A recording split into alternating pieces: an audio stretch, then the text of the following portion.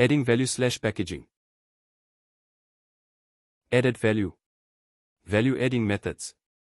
The following are some of the value-added activities that farmers can perform. Fruit, graded, pre-packaged, dried, semi-packaged. Meat, boiled, sliced, dried, biltong. Eggs, graded and packaged. Broilers, slaughtered before they are sold. Vegetables, graded, packaged and transported to the market and or dried, semi-prepared, canned. Bananas, graded, packaged in special ripening chambers, slices dried. Lychees, graded and packaged for the local and export market, juiced. Maize/grain, ground, packed in bags, stored, beer, bakeries.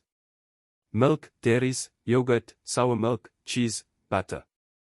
Wool, shaved, graded and packed in bales.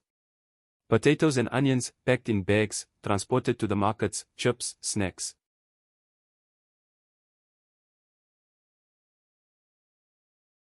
Benefits of adding value in agribusiness. Increase the price you will get for the raw materials/higher income. Made available throughout the year. Product has a longer shelf life. Determine your own future/determine your income. Create goodwill/nominal value. Create jobs.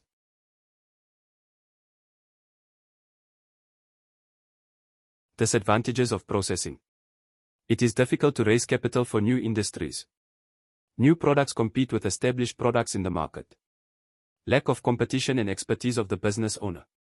Factors influencing the processing of agricultural products. Perishability of the product. The mass of the unprocessed product. Distance from markets. Availability of transport. Cost of processing facilities.